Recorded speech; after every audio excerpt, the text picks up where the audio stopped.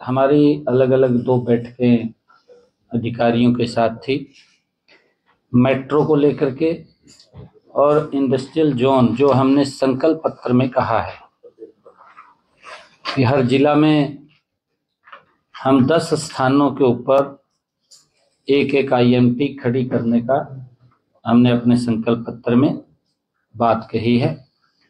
आज उसको लेकर के अधिकारियों के साथ हमने सारा रिव्यू किया है कि पीपी मोड पर इसको एक्सप्लोर किया जाएगा ताकि जो इन्वेस्टर्स है उसको सस्ती जमीन उपलब्ध हो सके उसके लिए, और इन्वेस्टर्स को जो सुविधाएं हम यहाँ उनको देंगे उसका सरलीकरण, ताकि किसी इन्वेस्टर्स को चक्कर न काटने पड़े।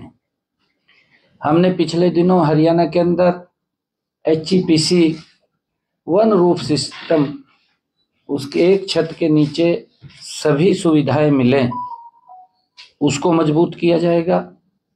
अगर कोई इन्वेस्टर्स यहाँ पर अपना इन्वेस्ट करना चाहता है, इंडस्ट्री लगाना चाहता है, हमने अधिकारियों को एक बात कही है कि वो एक छत के नीचे सभी ऑफिस हों, एक एप्लीकेशन वो दे, उसको सारी NOCs हमारी सरकार क्लियर करके देगी ताकि वो यहाँ पर इंडस्ट्री लगा सके।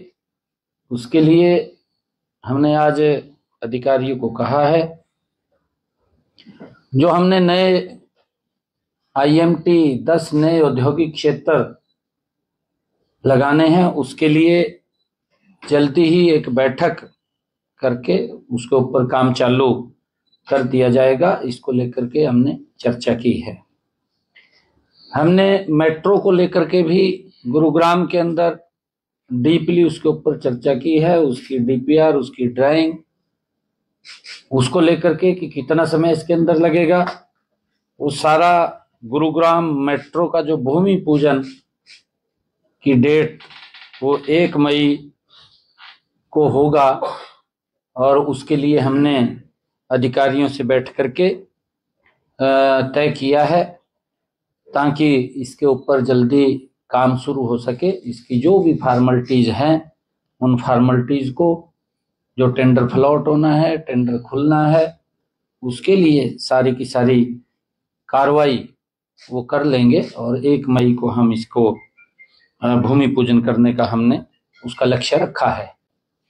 मेट्रो के ऊपर जब काम चालू होगा, जो भीड़ भाड़ वाले इलाके हैं उसको लेकर के भी हमने चर्चा की है कि वहां पर लोगों को असुविधा ना हो।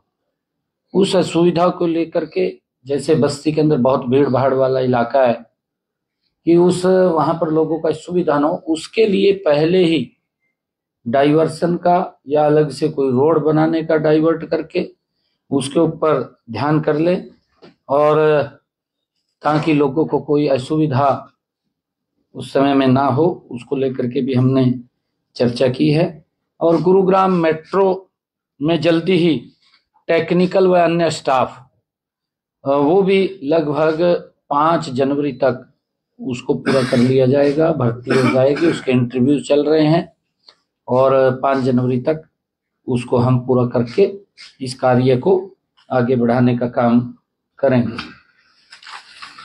हमारा जो इस परियोजना के ऊपर पैसा खर्च होना है वो लगभग 5,500 करोड़ रुपए की राशि इसके ऊपर खर्च होनी है, और इसमें केंद्र सरकार और स्टेट सरकार का जो शेयर है उसके बारे में ये सारा पैसा इतना खर्च होगा। परियोजना के अंतिम मीडियम मेट्रो को स्थापित किया जाएगा, और स्टैंडर्ड गेज पर ये संचालित होगी। उसके लिए हमने बैठ करके सारी चर्चाएं की हैं। यह metro CBTC communication based control signal पर आधारित होगी, और ये लगभग 80 किलोमीटर प्रति घंटा की रफ्तार से ये चलेगी, इसका लाभ यहाँ पर वो मिलेगा। ये मिलेनियम सिटी से साइबर सिटी गुरुग्राम के बीच ये चलेगी। इसके अंदर जो भी हमारे स्टेशन बनेंगे, मेरे ख्याल से 8 ऐसे स्थान हैं जहां पर अंडरपास या और फ्लाईओवर वो बनेंगे, उसको लेकर के भी सारा वो डीपीआर तैयार किया है। और इसमें पूरी जो हमारी मेट्रो है 27 स्टेशन इसके अंदर बनेंगे, उसको लेकर के भी कहाँ पर कोई दिक्कत, कोई जमीन एक्वायर की या कोई और डीपीआर का कोई विषय है तो उसको लेकर के भी हमने इसके ऊपर चर्चा की है। और जैसा इंडस्ट्री को लेकर के मैंने अभी आपको बताया है कि 10 शहरों में आईएमटी और हरियाणा में प्रमुख औद्योगिक शहर बसाने का पंचग्राम हमने ये निर्णय किया था कि जो हमारा केएमपी है या हमारे एक्सप्रेसवे हैं उनको चिन्हित करके कहां कहां पर ये शहर बसेंगे, उसको लेकर के भी अधिकारियों को आज कहा है कि अगर उसके ऊपर चर्चा हुई है, उन 10 प्रमुख राजमार्गों के ऊपर उनको चिन्हित करके वहां पर बनाया जाएगा। उसके लिए भी हमने आज अधिकारियों को कहा है।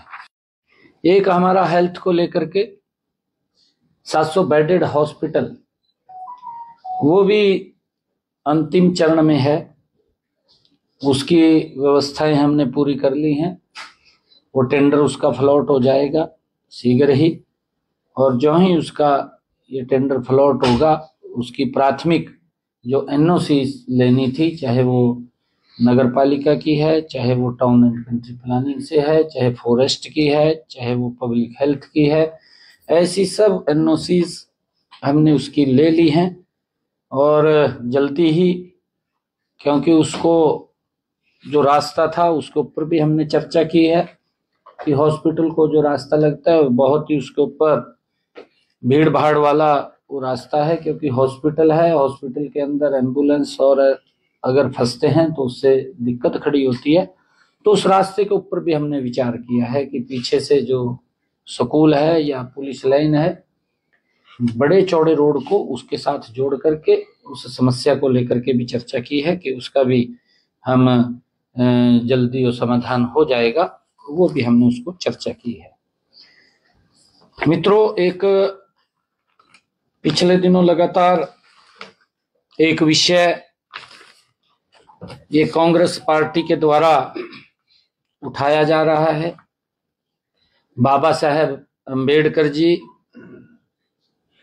का विषय बना करके एक ऐसी पार्टी, एक कहावत भी है, कहावत ही है कि जिनके अपने खाते खराब है दूसरों के ऊपर उंगलियां उठाते हैं। ऐसे लोग जिन्होंने पीढ़ियों के अंदर, पीढ़ियों को अगर मैं जवाहरलाल नेहरू जी से लेकर के बात करूं, अब तक कांग्रेस पार्टी ने कभी भी डॉक्टर साहब का सम्मान नहीं किया। उनको अपमानित करने का काम अगर किसी ने किया है तो कांग्रेस पार्टी है। आज वही पार्टी उनके नाम पर हक मांगने का ढोंग रचने का काम कर रही है।